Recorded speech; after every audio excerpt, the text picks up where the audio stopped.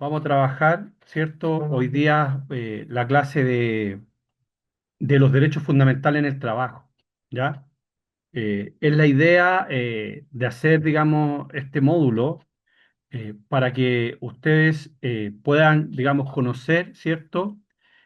O para comprender, ¿cierto? A qué se refieren los derechos fundamentales del trabajador en la empresa, ¿cierto?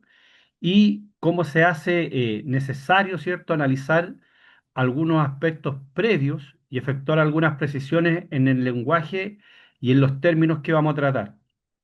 Partamos por aproximarnos lingüísticamente a qué se entiende por derecho fundamental, porque yo creo que ustedes, ¿cierto?, en más de alguna oportunidad han escuchado este concepto y la verdad que no lo tienen, digamos, muy bien asumido respecto de qué se está hablando, ¿ya?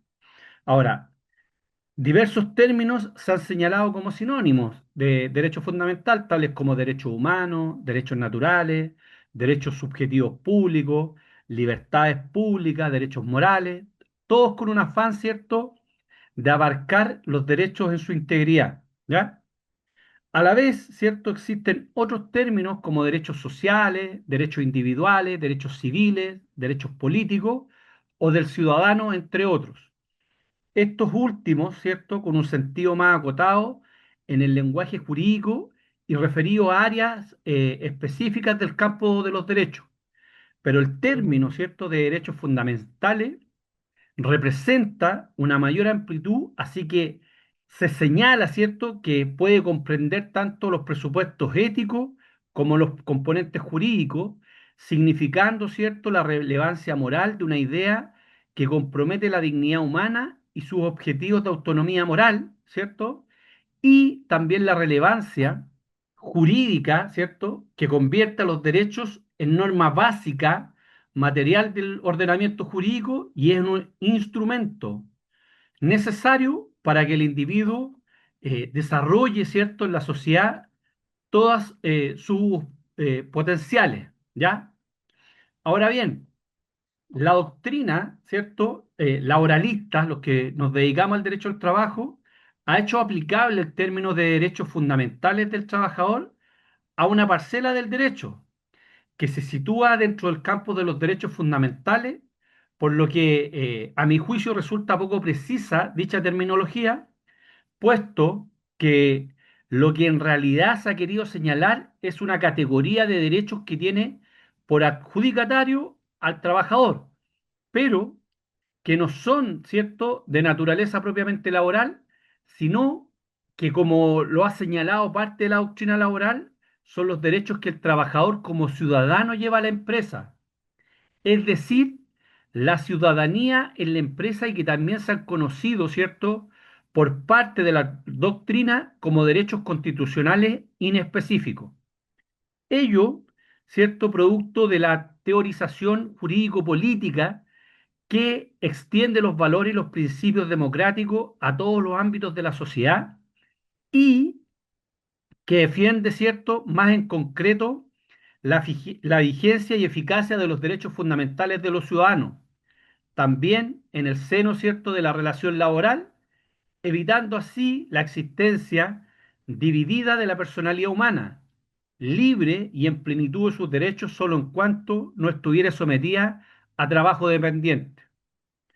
Así, estos derechos no, ¿cierto?, no se adquieren por tener la calidad de trabajador, como tampoco son privativos de las relaciones laborales, sino que están presentes en diversas otras relaciones jurídicas.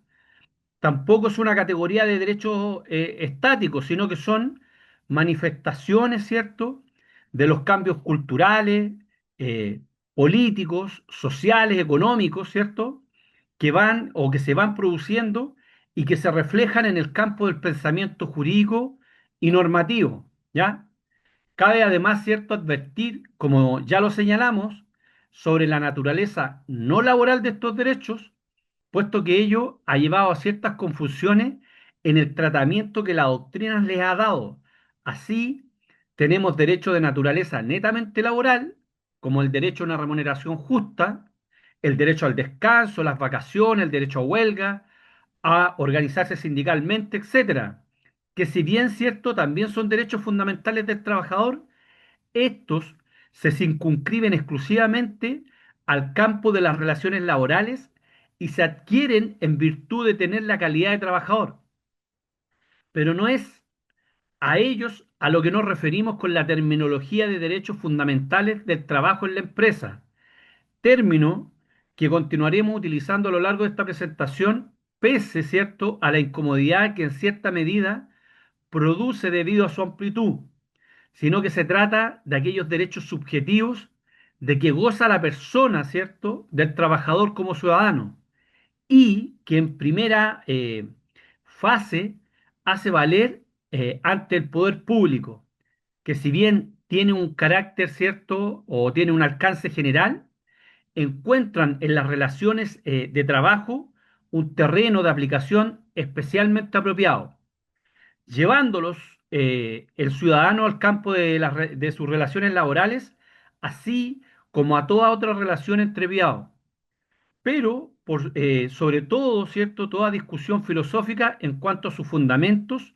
y conceptos más adecuados para identificarlos, ¿cierto? Es destacable el hecho de que en las últimas décadas comienzan, ¿cierto?, a incorporarse en el lenguaje jurídico y en el consciente colectivo para finalmente cristalizarse en normas, fenómeno que se ha denominado la positivización de los derechos fundamentales.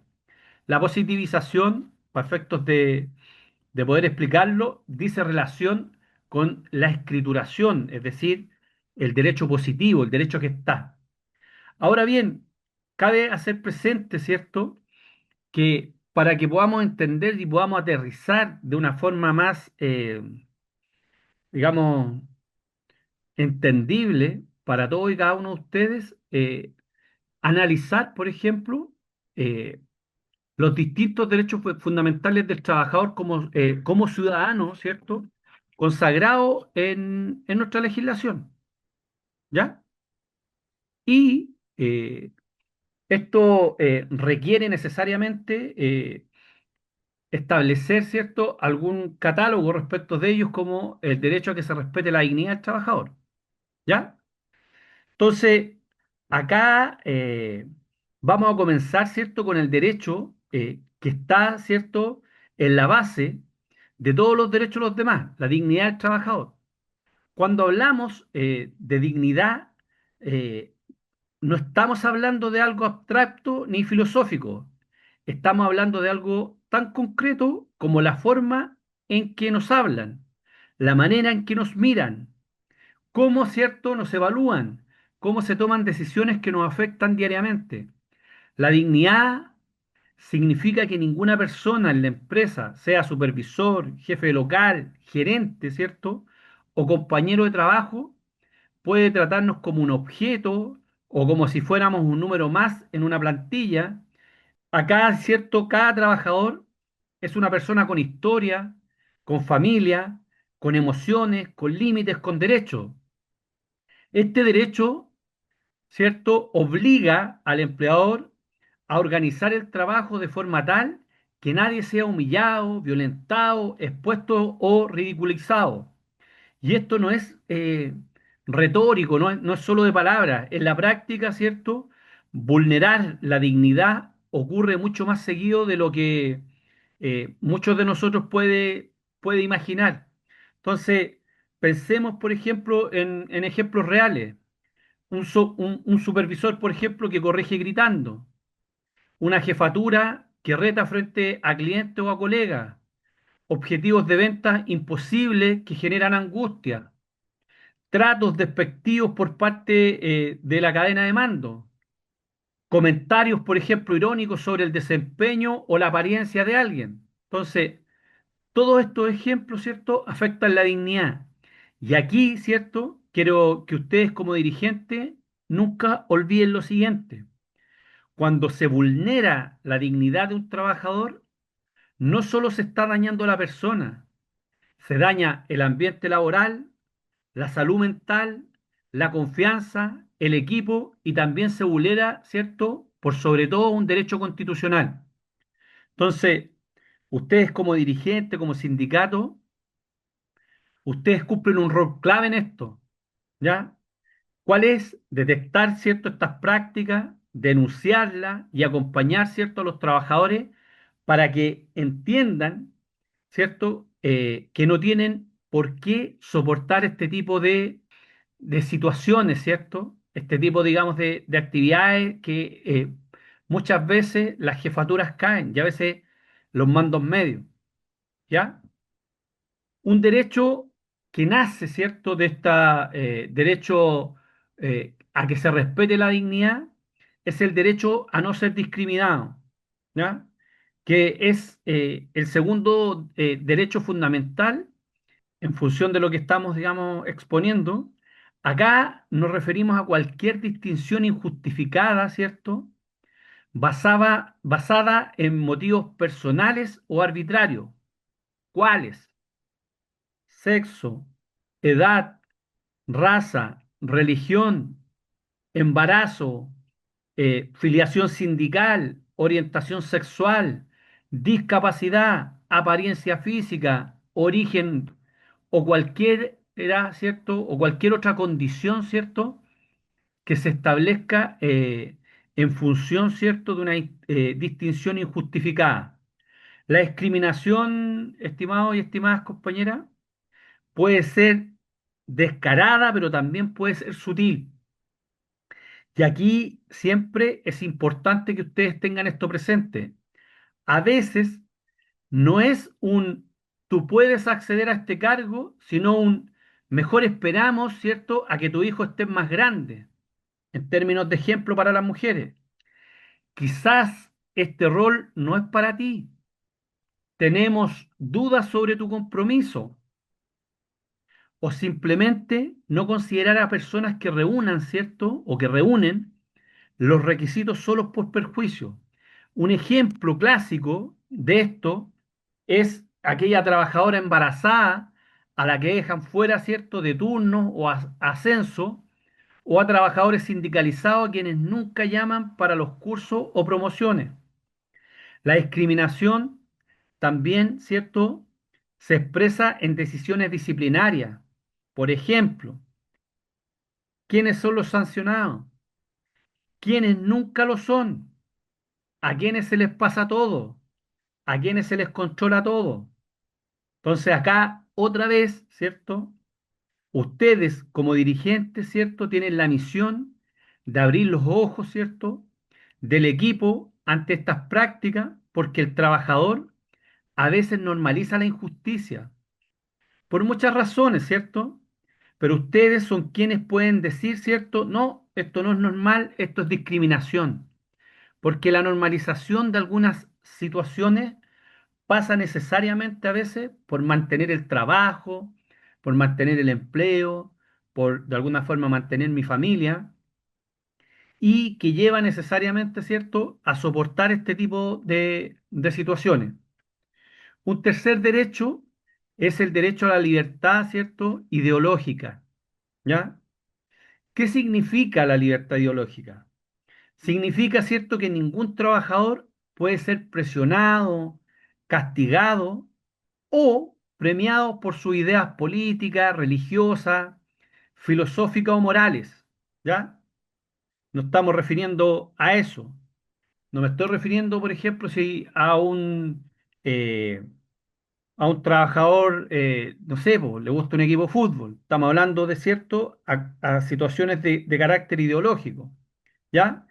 En los lugares de trabajo, ¿cierto? Se vulnera este derecho cuando, por ejemplo, se hacen campañas políticas dentro de la empresa, se presiona al personal, ¿cierto?, para apoyar una causa, se evalúa, ¿cierto?, peor a quienes piensan distinto, ¿cierto?, o a quienes están sindicalizados, se critica o ridiculiza, ¿cierto?, a aquellas personas por sus creencias religiosas, se controla, ¿cierto?, lo que los empleados publican en redes sociales sobre política, ¿cierto? Entonces, yo ya le invado no solo, digamos, su puesto de trabajo, sino que me pongo a revisar lo que hacen en redes sociales. Hoy día hay una práctica muy extendida que aquellas personas que buscan trabajo les piden, por ejemplo, si tienen redes sociales, les preguntan y lo que termina pasando es que generalmente antes de admitirlo, los futuros empleadores revisan lo que publican, ¿ya? Entonces, aquí hay algo clave. El sindicalismo, ¿cierto? También, ¿cierto? Es una expresión ideológica. Por lo tanto, perseguir o castigar a un dirigente sindical es también, ¿cierto? Vulnerar su libertad ideológica y la libertad sindical, ¿ya? Por la misma razón, hay que tener, ¿cierto? Mucho ojo con eso, ¿ya? Un cuarto derecho dice relación con el derecho a la vida privada, a la intimidad y a la honra. Y aquí, ¿cierto? El derecho a la vida privada, ¿cierto? A la intimidad y a la honra es uno de los derechos más dañados en la práctica, pero a veces el trabajador ni siquiera sabe que existe, ¿ya? Entonces, ¿de qué estoy hablando cuando hablamos de intimidad?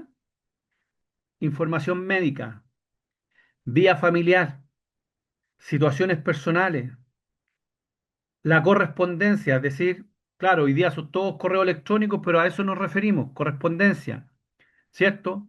Material privado, es decir, cuando tengo una carpeta con mis cosas personales, preferencias personales, redes sociales, espacios de descanso, ¿ya? ¿Cuántos ustedes han visto, por ejemplo, que se daña, ¿cierto?, esta situación? Ahora, ¿cómo se vulnera, ¿cierto? ¿Cómo se vulnera ese derecho? Bueno, con revisiones corporales sin causas, por ejemplo, ¿m? Con cámaras en zonas sensibles o ángulos indebidos, publicar listas de los que más, ¿cierto?, faltan, difundir resultados de licencias médicas, pedir información privada que no corresponde, ¿m? Insinuaciones sobre relaciones personales entre trabajadores, control excesivo mediante GPS, apps, biometría o grabaciones. Dícese, por ejemplo, todos aquellos que manejan camionetas, que ahí se produce, ¿cierto?, un choque entre derechos, ¿ya? Entonces, es perfectamente posible, ¿cierto?, que el empleador pueda, por ejemplo, llevar adelante un control mediante GPS de una camioneta, pero en ningún caso, si un trabajador tiene asignada una camioneta para llevársela a su casa, el empleador saque un reporte, digamos, las 24 horas del día con ese GPS, ¿ya? Entonces, la honra, ¿cierto? Se afecta cuando circulan comentarios maliciosos, ¿cierto? Evaluaciones sin fundamento, rumores de jefatura o acusaciones públicas. Acá, estimados compañeros y compañeras, el rol del dirigente sindical es decisivo. Si el trabajador siente vergüenza, ¿cierto? O daño, ¿cierto? Moral, entonces ese derecho se siente afectado, ¿ya?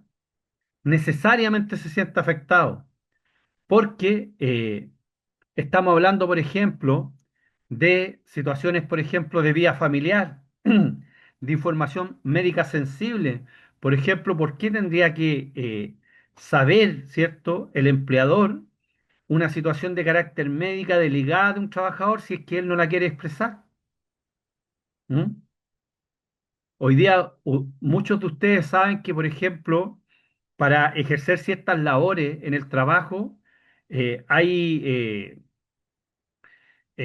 mediciones ocupacionales y a veces, ¿cierto? Eso puede influir decisivamente en si alguien sigue trabajando o no.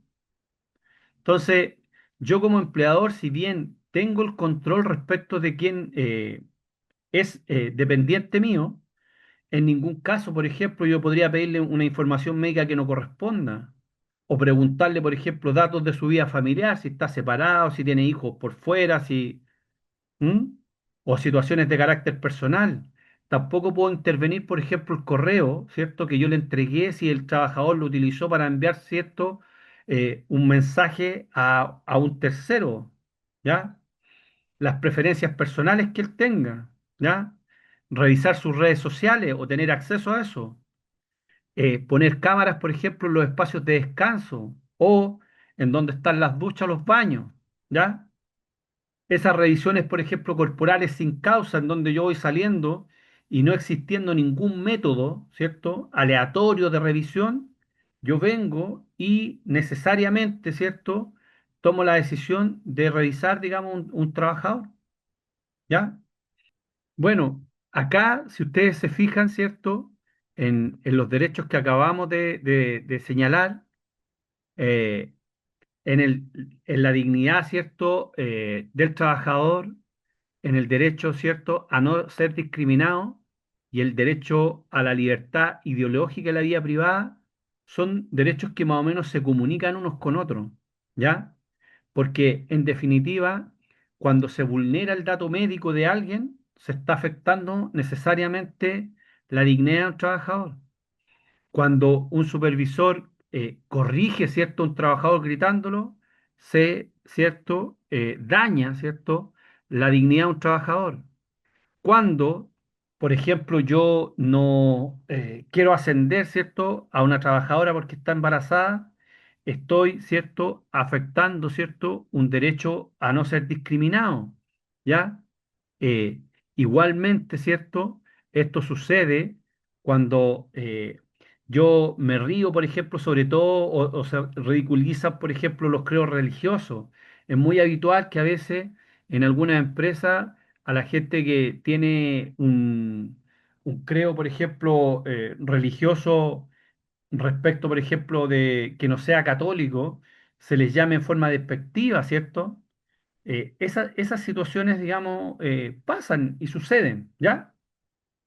Para que ustedes, de alguna forma, la idea de este curso es que ustedes, de alguna forma, puedan hacer o tomar, digamos, conocimiento respecto a qué derecho nos estamos refiriendo y para que esto de los derechos fundamentales del trabajador como ciudadano, que están consagrados en la legislación, no sea como un tema, digamos, lejano, digamos, que ustedes no logran visualizar, ¿cierto? ¿Ya? Otro derecho, ¿cierto?, que dice relación con convenios, digamos, internacionales y derechos fundamentales que también, de alguna forma, ¿cierto?, conversan entre sí.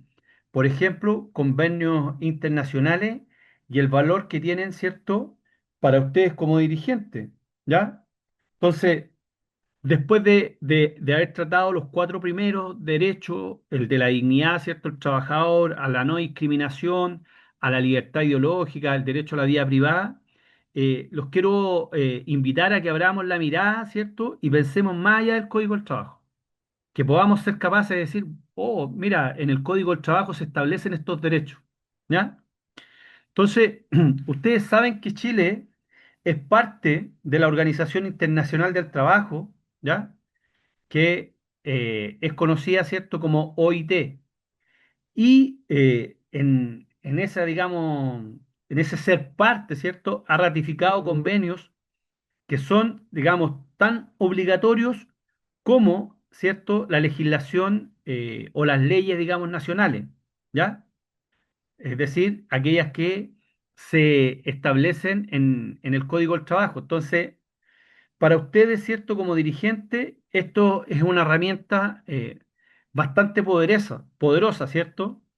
Y acá, por nombrar, ¿cierto?, algunos convenios importantes, tenemos que establecer, por ejemplo, el convenio 87. ¿De qué habla el convenio 87? Habla de libertad sindical, para que ustedes puedan, de alguna forma, darle una mirada. No, no es el objetivo de esta clase que nos refiramos, ¿cierto?, a la libertad sindical y hagamos todo un desarrollo respecto a él, pero no hay problema, ¿cierto?, en que lo podamos abordar como parte, ¿cierto?, del curso. El convenio 98 habla de la negociación colectiva, ¿ya? Miren, para efectos de una idea y para que vean cómo de repente los derechos fundamentales, ¿cierto?, del trabajador como ciudadano se consagran también en estos textos importantes.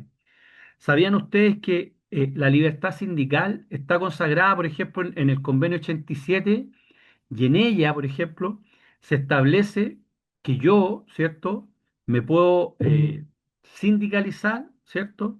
Sin procedimiento alguno, puedo formar una organización sindical porque está consagrado de esa forma. Ahora, si yo quiero de alguna forma formar una organización sindical en función de la legislación nacional y que los dirigentes tengan fuero, tengo que hacerlo como dice el Código del Trabajo. Pero si voy al convenio 87 y lo reviso, ustedes se van a dar cuenta que es posible, ¿cierto?, constituir organización sindical sin necesidad de apegarme absolutamente a ninguna norma de, digamos, del Código del Trabajo. Que tiene otra implicancia, efectivamente tiene otra implicancia, pero de alguna forma lo que quiero asentar es que acá hay un derecho, ¿cierto?, que está establecido en una disposición internacional que de alguna forma me permite a mí, ¿cierto?, juntarme con otros trabajadores, ¿cierto?, y formar, ¿cierto?, organización sindical en función de eso. Está también el convenio 98 de negociación colectiva, ¿ya? En donde la Organización Internacional del Trabajo establece, ¿cierto?, la forma como entiende la negociación colectiva y cómo ésta debiera llevarse a cabo dentro de la empresa.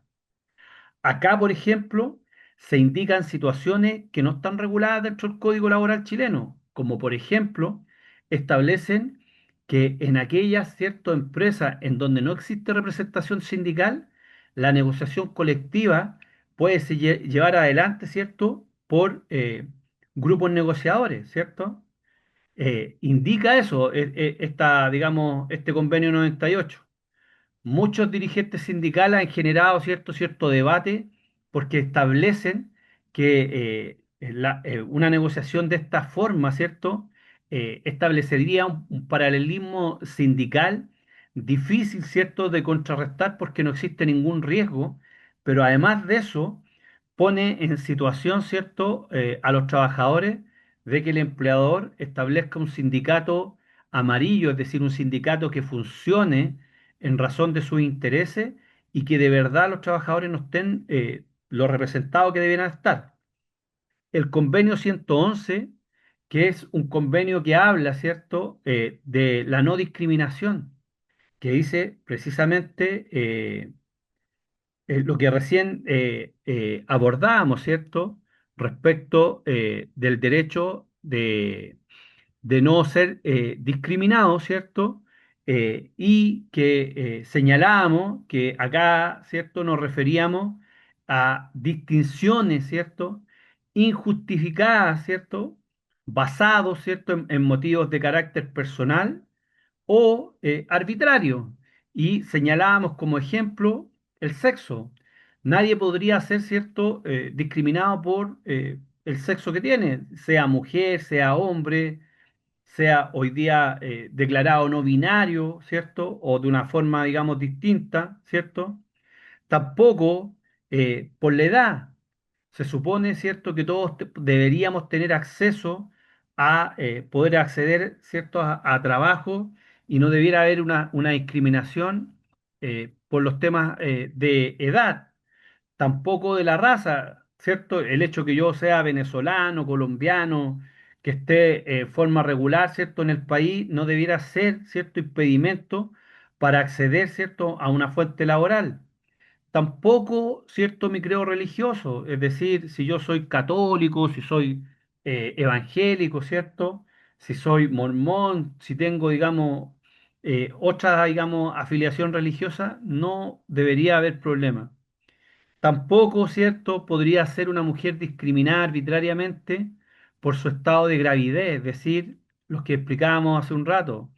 Es decir, por ejemplo, no podría yo pensar, ¿cierto?, en que no puedo ascender a una mujer porque está embarazada.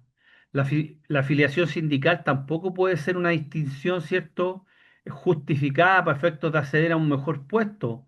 O decirle a alguien, que es muy típico, ¿cierto?, en las faenas, en los talleres, en las empresas, que tengo la posibilidad, ¿cierto?, de promover un trabajador en función, ¿cierto?, de sus capacidades, pero como sé que está afiliado a la organización sindical, necesariamente, ¿cierto?, le pido que se tiene que salir porque él va a ser ahora jefe para poder ejercer, ¿cierto?, esa función y a partir de ahí le ofrezco, digamos, un aumento, ¿cierto?, en la remuneración para que desarrolle esa actividad. Eso no tendría por qué ser motivo, ¿cierto?, de distinción ni pedir la empresa esa situación. la orientación sexual de una persona. Tampoco debería ser, ¿cierto? Algo, ¿cierto? Que justifique a ser discriminado, ¿ya? Algún tipo de discapacidad. Recuerden hoy día que toda la normativa hoy día en Chile está, digamos, en función de la integración. Inclusive hay normas que hoy día protegen a las personas con discapacidad o con capacidades diferentes, ¿ya? En razón del número de trabajadores que tenga una empresa, deben, ¿cierto?, cumplir con un porcentaje de esos trabajadores para efectos de que el trabajador el trabajador que tenga alguna discapacidad tenga la oportunidad, ¿cierto?, de incorporarse al mundo del trabajo. Cuando se habla de discapacidad, se habla ya sea física, ¿cierto?, o de carácter mental, que le permita, ¿cierto?, a la persona trabajar. Por eso les digo que estos derechos están conectados, ¿cierto?, con la dignidad, ¿cierto?, del trabajador, con la posibilidad de sustentarse. La apariencia física tampoco puede ser una distinción justificada.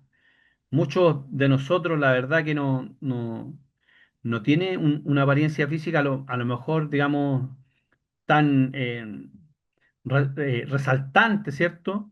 Por lo tanto, nadie podría decir, mira, este tipo porque es gordo, porque es flaco, porque, no sé, porque es moreno, porque no sé, no podría, ¿cierto?, ser discriminado por eso, por su origen o por cualquier otra condición. Por lo tanto, este convenio 111 de alguna forma refuerza lo que hemos venido, digamos, sosteniendo respecto del derecho, ¿cierto?, a no ser discriminado. También está el convenio 155 que habla sobre la seguridad y salud en el trabajo. Esto, cuando hablamos de la salud y seguridad en el trabajo, estamos de alguna forma en términos de la normativa laboral, digamos, interna, ¿cierto?, del Código del Trabajo.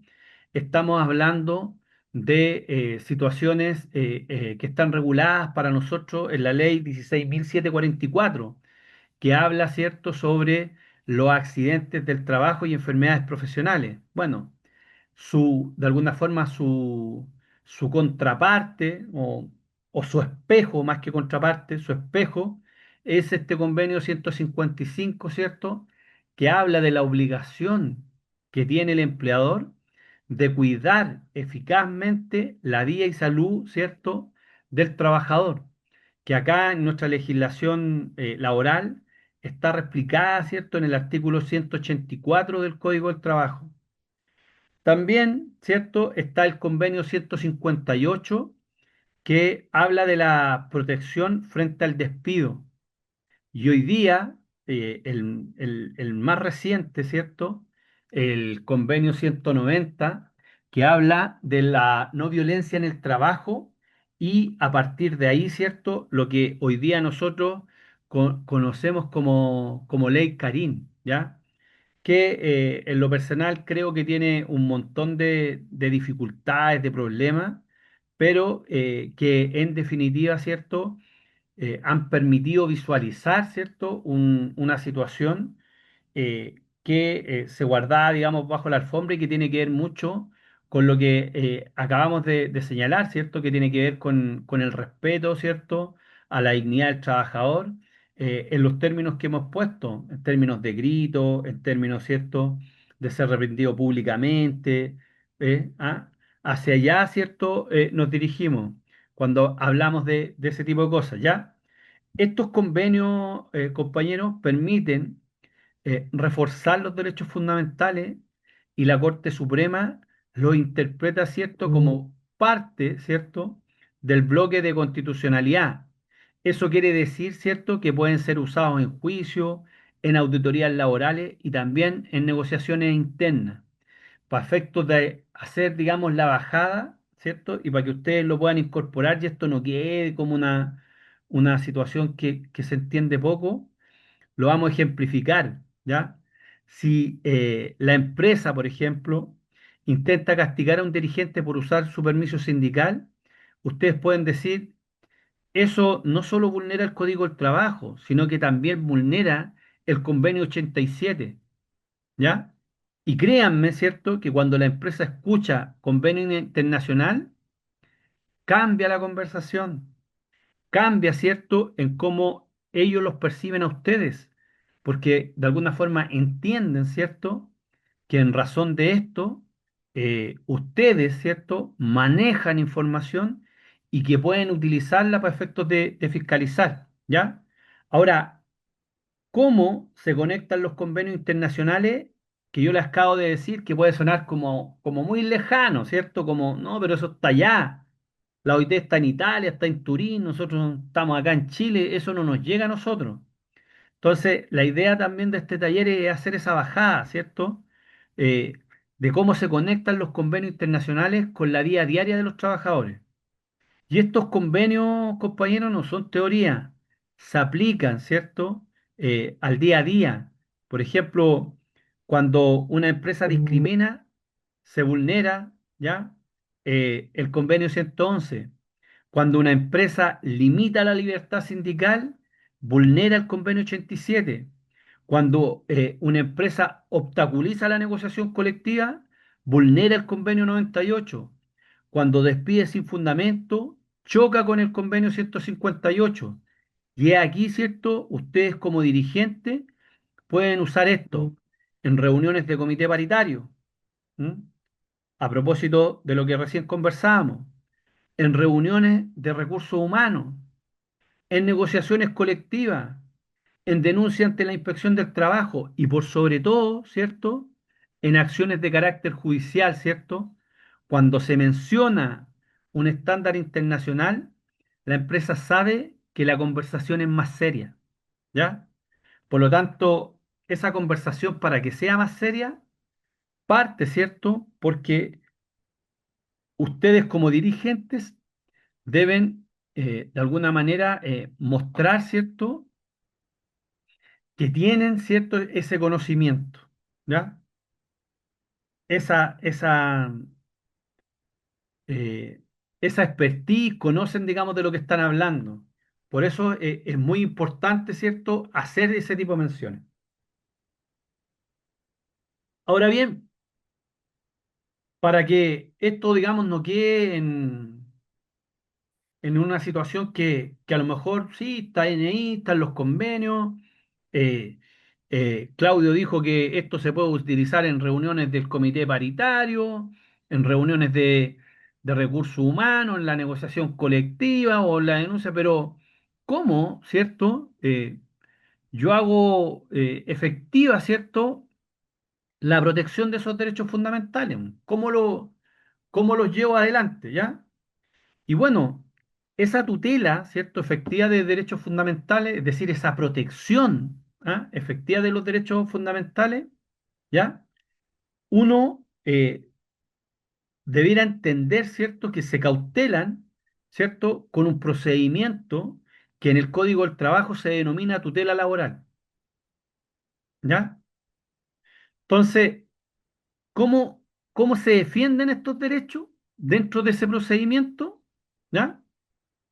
Y aquí es donde uno pasa como a una parte, digamos, más práctica. ¿Ah? ¿Qué pasa cuando estos derechos se vulneran? ¿Ya? Entonces, existe una herramienta jurídica muy poderosa llamada tutela laboral. ¿Qué permite denunciar la tutela laboral? La tutela laboral permite denunciar los malos tratos, las humillaciones, las discriminaciones, los acosos laborales, la invasión de la privacidad, las represalias por la actividad sindical, los despidos vulneratorios, ¿ya? Es decir, la tutela protege tanto a los trabajadores activos como a los trabajadores que están despedidos, ¿ya? Porque podría ser un maltrato y el trabajador, ¿cierto?, está prestando los servicios. Por lo tanto, es perfectamente posible que yo haga una denuncia por vulneración de derechos en la inspección del trabajo, en el departamento, ¿cierto?, de vulneración de derechos, ¿ya? Y ahí, ¿cierto?, haga un relato para efectos de que la inspección del trabajo vaya, fiscalice, hagan, digamos, la investigación necesaria y pueda, ¿cierto?, llevar adelante eh, una revisión de la conducta del empleador. ¿Ya? También, ¿cierto? La tutela puede proteger cuando existe despido, por ejemplo, si hay un despido vulneratorio, un trabajador se afilió a la organización sindical y a propósito de eso, el empleador tomó la decisión de despedirlo, de sacarlo de la empresa. En el ejemplo que yo les presentaba, si a este trabajador que yo le ofrecí este ascenso, ¿cierto? Y le dije, quiero que seas tú el nuevo supervisor, y el trabajador no quiso, ¿cierto?, salirse del sindicato, y el empleador vino, ¿cierto?, y lo despidió a propósito de que el trabajador no aceptó su oferta. Bueno, ahí hay un despido vulneratorio que dice relación, ¿cierto?, con una represalia por la actividad sindical que el trabajador tenía. ¿Ya? Que eso también se puede perseguir. Ahora, ¿cuál, ¿cuánto se llama? ¿O qué puede obtener, cierto, un trabajador en una tutela, en un procedimiento de tutela laboral? ¿Ya? Acá, si el tribunal, por ejemplo, declara que hubo vulneración, la empresa puede ser condenada, ¿ya? Primero, a pagar entre 6 a 11 remuneraciones más. Si es que sí existe un despido vulneratorio, ¿ya? Pagar también, por ejemplo, recargos de hasta un 100% de indemnización. Declarar nulo o ilegal el despido. Ordenar, por ejemplo, medidas correctivas internas, como por ejemplo mandar, por ejemplo, al supervisor o al representante legal a un curso de tutela laboral, ¿ya? Reparar moralmente al trabajador, es decir, es una herramienta fuerte y la empresa lo sabe. ¿Qué es lo que sucede? Es que esta herramienta de alguna manera se ha utilizado eh, en forma, digamos, no tan correcta, ¿cierto?, por algunos colegas y se ha hecho mal uso de ella para efectos de poder subir, ¿cierto?, la base de indemnizaciones y poder, en definitiva, en un juicio laboral, llegar, digamos, a un acuerdo con el empleador por un monto superior.